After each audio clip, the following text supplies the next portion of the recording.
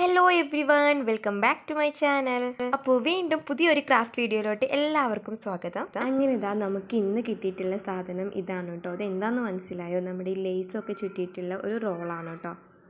അപ്പോൾ ഇതിനൊരു മേക്ക് ഓവറാണ് നമ്മൾ ഇന്ന് ചെയ്യാൻ പോകുന്നത്. അതിന് വേണ്ടിയിട്ട് ഞാൻ ആദ്യം ഒരു പഴയ നോട്ട് ബുക്കിൽ നിന്ന് 2 പേപ്പർ കീറിയിട്ടെടുക്കുന്നുണ്ട്.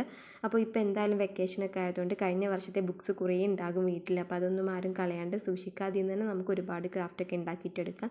അപ്പോൾ ഞാൻ അതിൽ എഴുതാണ്ട് ബ്ലാങ്കായിട്ട് കിടന്ന പേപ്പറാണ് എടുത്തിട്ടുള്ളത്. ഇനി അതിലോട്ട് ഇതാ ഇങ്ങനെ ഒരു ലീഫിൻ്റെ ഷേപ്പ് ഒന്ന് വരച്ചെടുത്തിട്ടുണ്ട്. ഇനി അതൊന്ന് കട്ട് ചെയ്തിട്ടെടുക്കണം. അപ്പോൾ ഇതേ ആ ഒരു പീസ് ഞാനിവിടെ കട്ട് ചെയ്തെടുത്തിട്ടുണ്ട്. അങ്ങനെ പല സൈസിലും ഇതുപോലെ മാറിയാലും പ്രശ്നമൊന്നുമില്ല. പല സൈസിലാക്കിയിട്ട് കുറച്ച് ലീഫ് വരച്ചിട്ടുണ്ട്. 5 എണ്ണമാണ് കേട്ടോ ഞാൻ വരച്ചെടുത്തത്.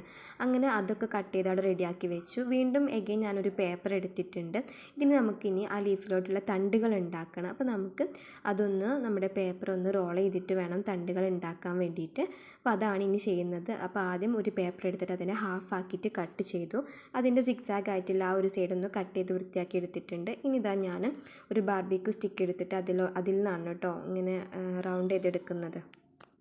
അങ്ങനെ നമ്മൾ സ്റ്റിക്കിലൊന്ന് റൗണ്ട് ചെയ്തെടുത്തിട്ട് അതിൻ്റെ ലാസ്റ്റ് അറ്റ ഭാഗം നമ്മളൊന്ന് ഫെവിക്കോൾ വെച്ചിട്ടൊന്ന് ഒട്ടിച്ച് കൊടുക്കുക. അങ്ങനെ ഇതാ ഇവിടെ നമുക്ക് 5 ലീഫല്ല നമ്മൾ ഉണ്ടാക്കിയത്. സോ അവിടെ 5 തണ്ടുകളും ഉണ്ടാക്കിയെടുത്തിട്ടുണ്ട്.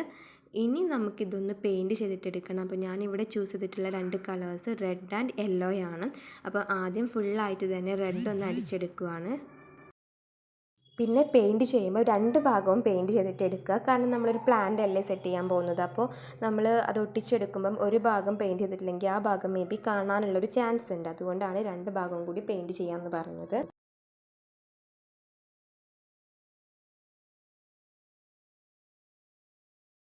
അപ്പോൾ അങ്ങനെ നമ്മളിതാ ഇവിടെ നമ്മുടെ എല്ലാ ലീഫും പെയിൻറ്റ് ചെയ്തെടുത്തിട്ടുണ്ട്. ജസ്റ്റ് ഒന്ന് ഉണങ്ങാൻ വേണ്ടിയിട്ട് വെക്കുക. അപ്പോഴേക്കും നമുക്ക് എന്ത് ചെയ്യാം, ഈ തണ്ടുകളൊക്കെ ഒന്ന് പെയിൻറ്റ് ചെയ്തിട്ടെടുക്കാം. അവിടെയും ഞാൻ റെഡ് തന്നെയാണ് യൂസ് ചെയ്തത്.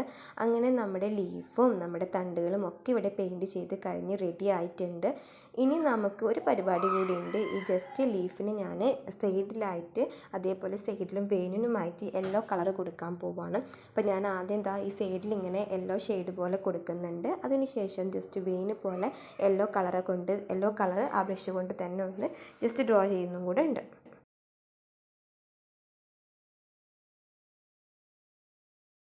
ഇങ്ങനെ തന്നെ നമ്മൾ എല്ലാ ലീഫുകളും ചെയ്തിട്ടെടുക്കുക.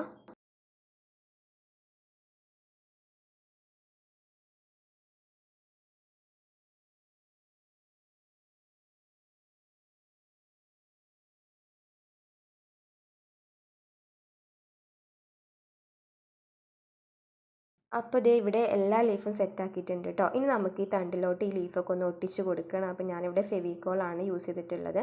ഫെവിക്കോൾ ആക്കിയിട്ട് അതൊന്ന് ഒട്ടിച്ചെടുക്കുക.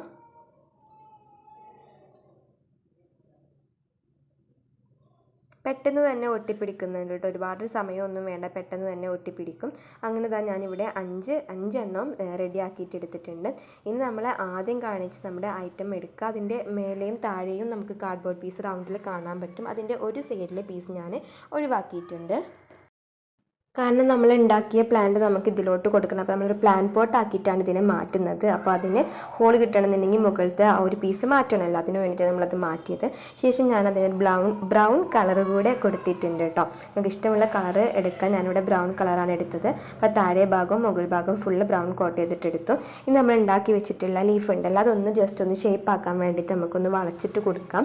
അങ്ങനെ ഞാൻ ആദ്യം 3 എണ്ണം ഒന്ന് സെറ്റാക്കിയിട്ട് ഒട്ടിച്ചെടുത്തു. പിന്നെ 2 എണ്ണം ബാക്കിയുള്ള 2 എണ്ണം ഒന്ന് ഒട്ടിച്ചെടുത്തു.